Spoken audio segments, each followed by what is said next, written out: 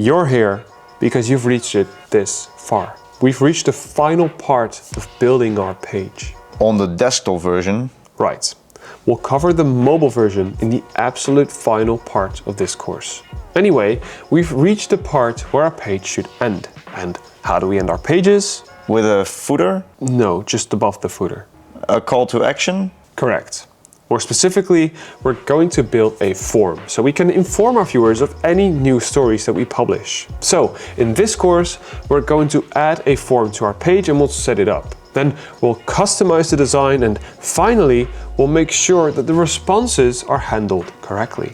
On our page, I've already configured a small new part with a black background. And it also includes a yellow part which will hold our form.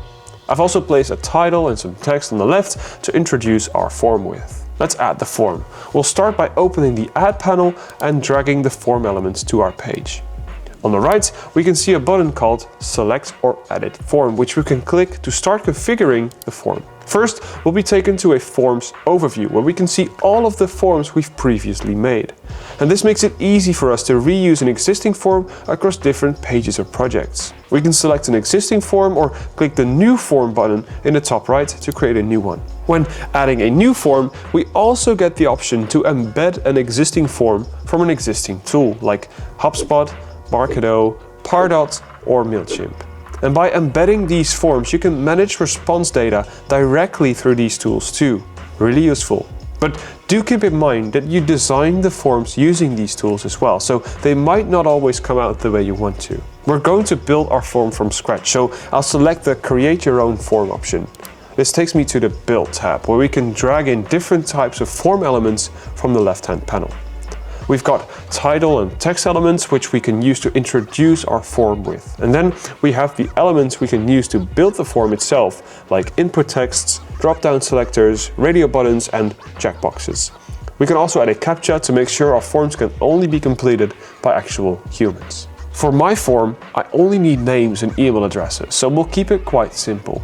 I'll just drag in two input text fields, one for the name and one for the email address. With one of the options selected, the panel on the right shows some more settings to configure the element. In my case, I've got a label and a name for the element. And the label option is used externally, so visually in the form itself. And if I change this to full name, you can see the name of the element changing too. And the name option is used internally and will only be shown to me when I receive a response. I'm only going to collect full names so the tag name is clear enough for me.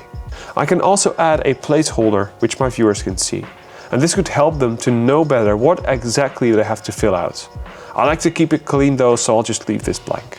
Autocomplete is always useful though. If your browser already knows your full name, it will automatically suggest to complete this field with your full name.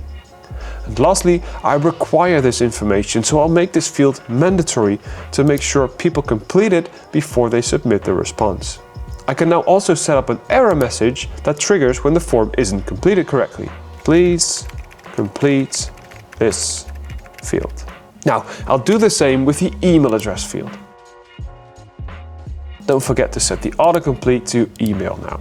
I'll finish the form with the submit button.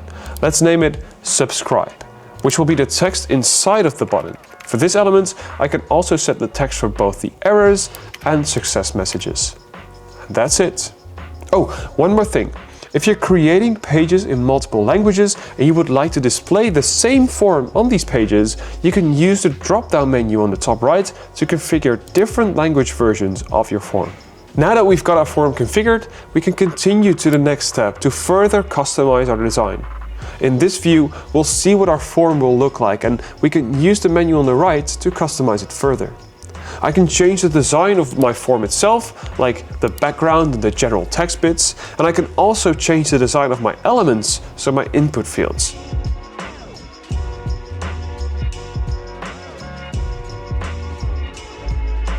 Lastly, I can further design the submit button to make it fit perfectly in my page. The form itself listens to the size of the form element on my page, and it automatically adjusts itself according to this size. And this makes it adjust automatically on mobile as well. Now, finally, we need to make sure that form responses end up in the right place. Under form settings in the panel on the right, we can first of all name our form. I'll name mine subscribe form. Then we can determine whether we want to send responses to a specific email address or if we want to forward them to a webhook. And this option allows you to connect marketing automation tools such as Zapier or Make to retrieve the form response and forward it to any other tool of choice like HubSpot or Salesforce. And you can even send the data to an Excel file if you're more of an old school type of person. I'll send my responses to an email address, and I can also send the response to multiple people, so I can be sure that everyone gets notified. Lastly, we can also determine what happens when someone clicks my subscribe message. I can show the thank you message I configured in the build stage when we added the submit button to the form, or I can direct viewers to another web page to show our gratitude there. I'll just keep it simple again though, and just show the thank you message we just configured. That's it. We'll hit Save Form, which will take us back to the overview. I'll click Select Form and the form is added to the page. That's it. We finished building our page. The desktop version. We finished the desktop version of our page.